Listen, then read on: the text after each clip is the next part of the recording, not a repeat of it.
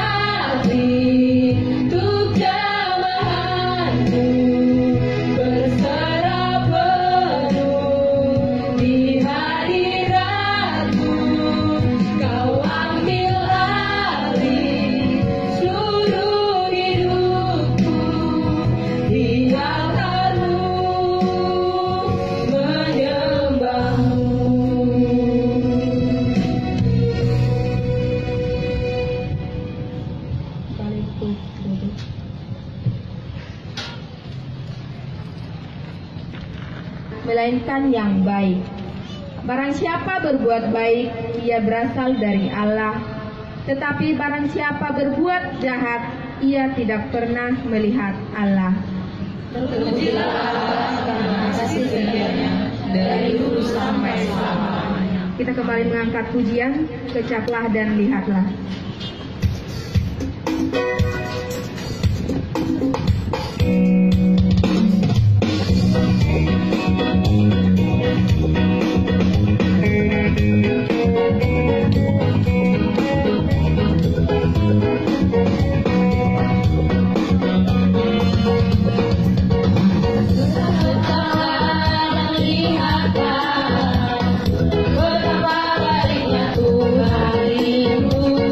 Rasakan dan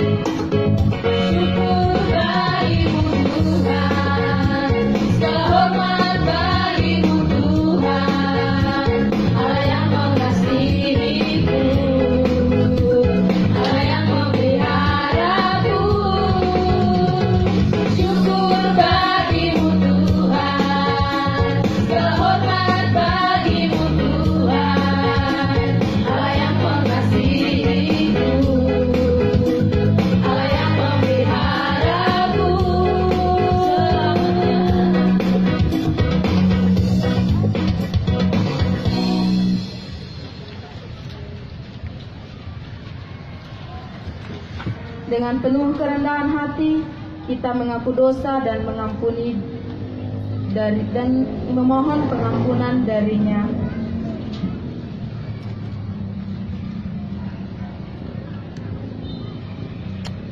Amin. Maka dari itu kita menyanyikan lagu pengakuan dosa di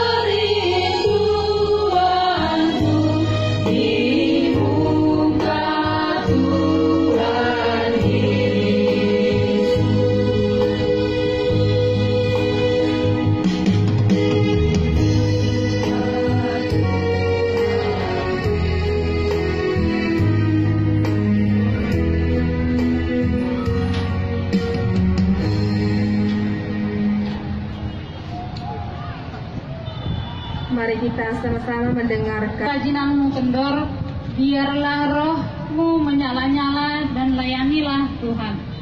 Bersukacitalah dalam pengharapan, sabarlah dalam kesusahan, dan berteduhlah dalam doa. Bantulah dalam kekurangan orang-orang kudus, dan usahakanlah dirimu untuk selalu memberikan tumpangan. Berkatilah siapa yang menganiaya kamu, berkatilah dan jangan mengutuk. Bersukacitalah dengan orang yang bersukacita, dan menangislah dengan orang yang menangis. Hendaklah kamu sehati sepikiran dalam hidupmu bersama. Janganlah kamu memikirkan perkara-perkara yang tinggi, tetapi arahkanlah dirimu pada perkara-perkara yang sederhana. Janganlah menganggap dirimu pandai. Janganlah membalas kejahatan dengan kejahatan, lakukanlah apa yang baik bagi semua orang. Sedang katakannya, kalau hal itu berkenan padamu, hiduplah dalam perdamaian dengan semua orang. Saudara-saudaraku yang kekasih, janganlah kamu sendiri menuntut pembalasan, tetapi berikanlah tempat kepada murka Allah, sebab ada tertulis, pembalasan itu adalah hakku, akulah yang akan menuntut pembalasan, firman Tuhan. Tetapi jika seseorang lapar, berilah dia makan. Jika ia haus, berilah dia minum. Dengan berbuat demikian, kamu menumbuhkan bara api di atas kepalanya. Janganlah kamu kalah terhadap kejahatan, tetapi kalahkanlah kejahatan dengan kebaikan. Demikian epistel kita.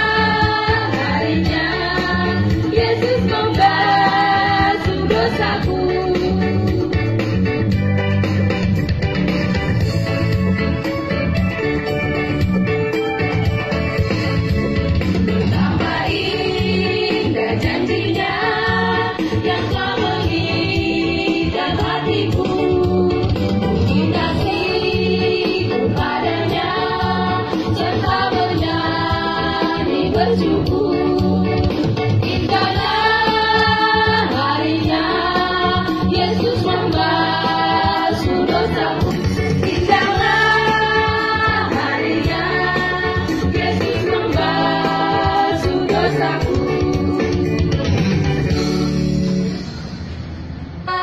Inilah Injil Yesus Kristus menurut Lukas. Dimuliakanlah Tuhan. Lukas pasal 10 ayat 25 sampai dengan 37. Pada suatu kali berdirilah seorang ahli Taurat untuk mencoba Yesus. Katanya, "Guru, apa yang harus kuperbuat untuk memperoleh hidup yang kekal?" Jawab Yesus kepadanya, "Apa yang tertulis dalam hukum Taurat? Apa yang kau baca di sana?"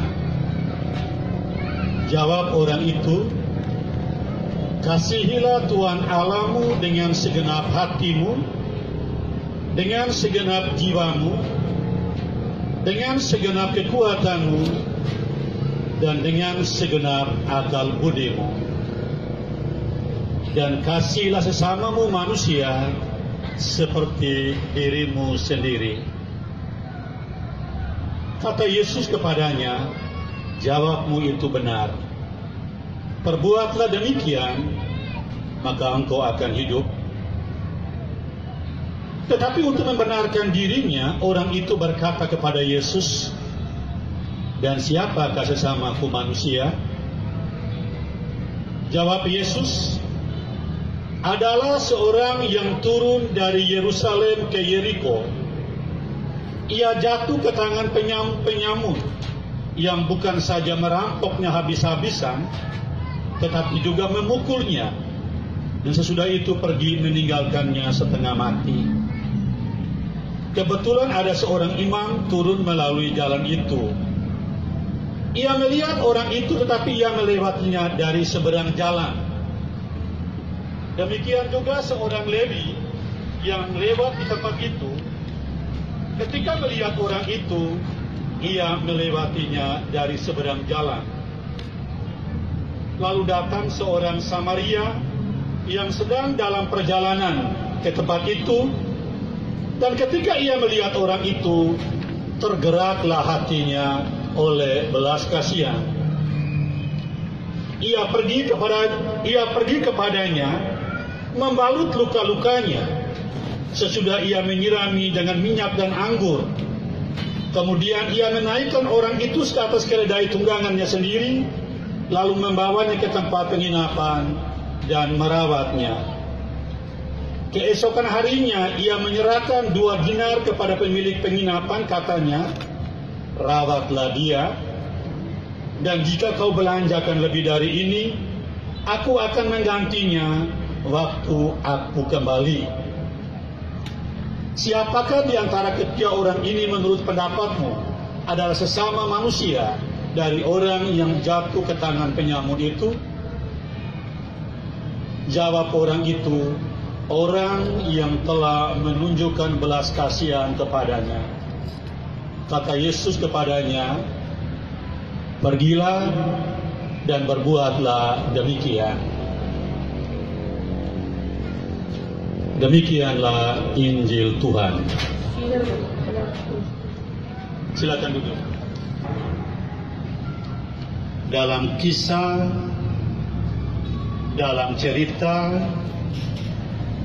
dalam kebersamaan, sakit, gembira, ada susah, ada senang, dan kita telah melewatinya selama 34 tahun.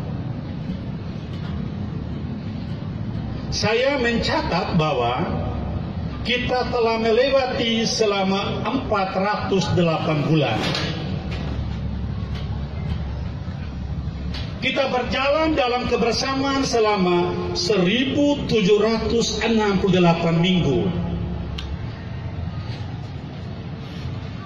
Ada kisah yang senang, ada kisah yang menarik, ada yang menyakitkan. Ternyata kita telah melewati selama 12.410 hari. Di balik dari semuanya itu, ternyata kita juga telah melewati secara bersama-sama selama 197.840 jam. Tidak hanya itu, ternyata kita juga telah melangkah bersama-sama selama 71.242.400 detik. Mari kita tepuk tangan untuk kebersamaan kita. Waktu yang begitu lama, kurun waktu yang begitu panjang, apa yang membuat kita bisa berkumpul? Apa yang membuat kita bisa bertahan sampai detik ini? Ternyata kasih yang menyatukan kita. Ternyata kasih yang mengikat kita, tidak ada yang lain. Kalau bukan kasih, tidak mungkin bisa bertahan sampai 34 tahun. Ternyata kasih yang mengikat kita, ternyata kasih yang mempersatukan kita. Tapi bukan sembarang kasih. Karena ada orang yang berkumpul karena ada yang namanya kasih atau cinta eros. Oh, saya berkumpul karena ada yang ganteng. Saya berkumpul karena ada yang mengena di hati saya. Saya berkumpul karena kami sama-sama dari satu daerah. Itu namanya kasih eros. Ada juga yang berkumpul karena apa? Karena kasih filia. Oh, di sana ada sosok seperti ayah saya. Oh, di sana ada pribadi seperti ibu saya. Oh, di sana ada seperti saudara saya. Bukan kasih itu yang persatukan, tapi kasih agape, yaitu kasih Kristus. Saudara-saudariku yang saya kasih, ada satu cerita yang bisa mengantar kita pada permenungan ulang tahun yang ke-34 ini. Anda mungkin tahu cerita tentang Ibu Teresa dari Kalkuta. Pernah mendengar nama itu kan? Paling tidak pernah mendengar. Pribadi yang menggetarkan dunia. Sosok yang membuat orang semua bertanya, ada apa dengan pribadi ini? Semua dunia mengakui, semua orang mengatakan ini pribadi yang luar biasa pada masa ini. Ada satu anggotanya, ada suster muda yang berumur 20 tahun. Setelah menyelesaikan SMA-nya di India, ia melewati tempat-tempat lalu dia mengambil keputusan untuk memandikan anak-anak di bawah kolong jembatan. Setiap hari memandikan anak, menggantikan pakaian anak itu, satu demi satu dilayani dengan sepenuh hati. Tiba-tiba ada seorang pemuda lewat. Ternyata pemuda itu adalah yang pernah memberi hati untuknya. Rupanya gadis ini adalah primadona di sekolah. Dia mulai mengajak teman-temannya, loh, ada seorang gadis cantik yang sekarang pekerjaannya sedang memandikan anak-anak di bawah kolong jembatan. Mereka mulai memanggil, loh, mengapa kau melakukan pekerjaan itu? Saya kalau diberi satu hari gaji 1 juta pun saya tidak akan mau. Lihat, datang lagi yang kedua, loh, orang ini primadona di sekolah, kok bisa melakukan pekerjaan sehina ini? Semua mereka mengatakan, kami tidak akan melakukan pekerjaan ini meskipun satu hari diberi gaji 1 juta. Tapi apa jawab gadis itu? Kalau saya, karena kemauan saya juga tidak akan melakukan pekerjaan ini. Kalau dia mengatakan, lalu siapa yang menyuruhmu? Dia menunjukkan salib yang ada di dadanya. Coba lihat sekarang, di dada kita ada salib enggak? Coba pegang masing-masing salib di dadanya. Ada enggak salib di dada kita? Kadang-kadang kita mengenakan salib itu hanya sebuah aksesoris. Kadang-kadang kita memakai salib itu hanya karena malu untuk mengatakan bahwa saya orang Kristen. Padahal di balik mengenakan salib itu ada satu spiritualitas yang harus kita bawa dalam seluruh siara hidup kita. Salib berarti apa? Salib berarti semangat untuk rela berkorban. Kalau kita mengenakan salib berarti harus ada semangat rela berkorban yang bertumbuh, hidup, bersemi dalam diri saya. Kalau hanya sekedar salib, semua orang bisa mengenakan salib. Salib berarti semangat untuk mengutamakan orang lain daripada saya. Salib berarti saya ingin supaya orang lain lebih berbahagia dari saya, biar aku semakin kecil dan dia semakin besar. Itu berarti mengenakan salib. Kalau tidak, kita hanya sekedar mengenakan salib karena aksesoris. Ingin gaya-gaya saja, anak milenial. Oh, kalau tidak ada salib, saya bukan orang Katolik, orang Kristen. Saya harus mengenakan salib. Saya masih ingat pada waktu saya masih umur 10 tahun, guru saya mengajar seperti ini. Langkah pertama, dengar salib Tuhan. Langkah kedua, lihat salib Tuhan. Langkah ketiga, dengar salib Tuhan. Langkah keempat, pikul salib Tuhan. Kalau hanya sekedar dengar salib, semua orang bisa mendengar tentang salib. Kalau hanya sekedar pegang tentang salib, semua orang bisa memegang salib, siapapun bisa memegangnya. Lihat sekarang di mana-mana ada salib. Tapi kalau hanya sekedar lihat, dengar, tidak cukup. Yang utama adalah apa? Pikul salib bersama Yesus. Dan inilah yang dibuat oleh Ibu Teresa, dan inilah yang dibuat oleh pengikutnya, dan ini harus dipegang, dipikul oleh orang-orang yang disebut sebagai pengikut Kristus. Harus kita pikul bersama. Kita kadang-kadang hanya berbangga di atas lainnya. Kita dengar tadi, kalau saya mendengar lagu tadi, ajarlah kami bahasa cinta. Tuhan sudah mengajarkan bahasa cinta. Ibu Teresa telah menjalankan yang namanya mencintai. Dan kita diminta supaya apa? Melaksanakan, tidak hanya mendengar, mengajarkan, tapi berbuat tentang cinta. Karena apa? Menjadi pengikut Kristus itu bukan kebetulan. Kalau kita menjadi pengikut Yesus, apakah Kristen, apakah Katolik, jangan berpikir, oh saya jadi pengikut Yesus karena ayah saya orang Kristen, ayah saya orang Katolik. Tidak, saya katakan tidak. Menjadi pengikut Yesus bukan karena saya, pacar saya orang Kristen, orang Katolik, juga tidak. Menjadi pengikut Yesus bukan karena tetangga saya orang Kristen, orang Katolik, juga tidak. Karena saya bertemu dengan orang-orang Kristen, orang Katolik, juga tidak. Coba Anda membaca di dalam Yohanes pasal 6 ayat 44. Tidak semua orang dapat datang kepadaku kalau tidak ditarik oleh Bapa. Artinya kita menjadi pengikutnya Kristus karena Dia sendiri yang menarik kita, bukan karena ayah saya. Kebetulan saja ayah saya orang Kristen.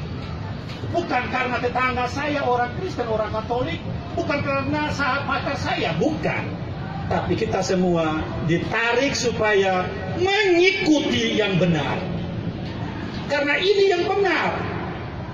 Karena ini yang sesungguhnya. Dan kita mengimani bukan karena siapa-siapa, tapi Dia yang menuntun kita, Dia yang mengarahkan kita. Kalau saya melihat salib, saya berpikir seperti ini. Salib ini ternyata bentuknya ada yang vertikal, ada yang horizontal. Vertikal berarti apa? Relasi kita dengan Tuhan. Horizontal artinya apa? Relasi kita dengan sesama kita. Bagaimana saya mengatakan bahwa saya mengasihi Allah kalau saya tidak mengasihi sesama? Jangan seperti ahli Taurat yang kita dengar dalam bacaan Injil hari ini. Siapakah sesamaku? Masih bertanya lagi, siapakah sesamaku? Sesama, kalau saya analogikan, seekor berarti satu ekor, sama. Sebiji berarti satu biji. Sesama berarti satu itu sama, tidak ada perbedaan. Maka kalau orang-orang pengikut Yesus hanya mengasihi orang Batak, itu iman kita belum cukup. Kalau kita hanya mengasihi orang-orang yang seiman dengan kita belum menjadikan semua orang adalah sesama kita. Sesama berarti semua orang harus kita kasihi. Karena kasih itu yang mengikat kita.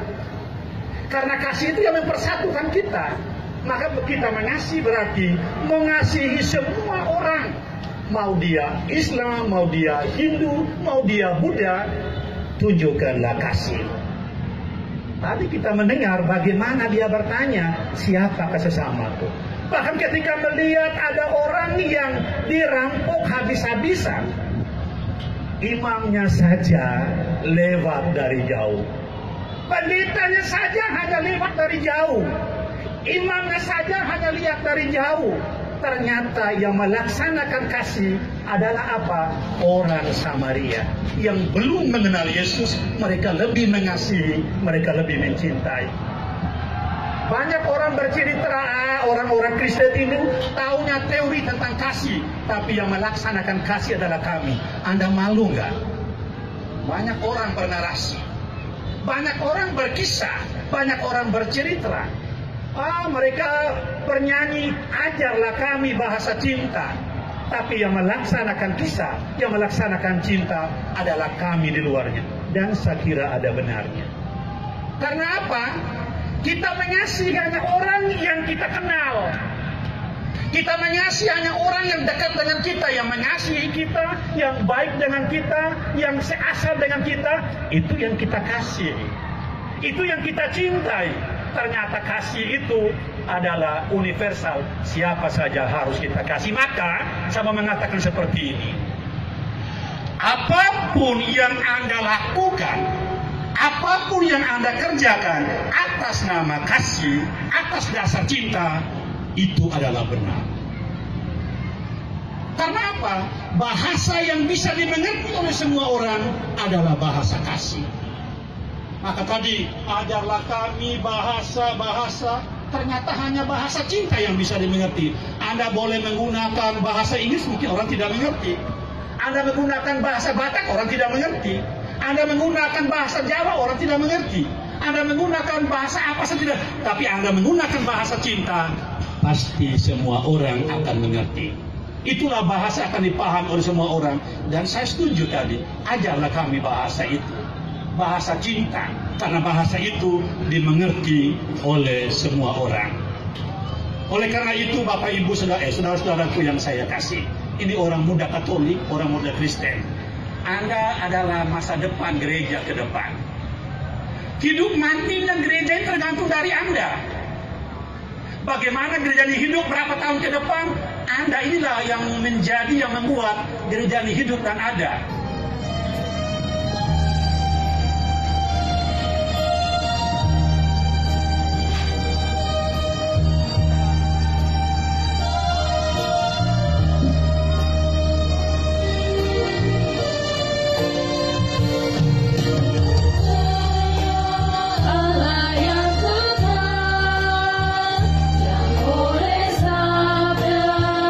Kita kenal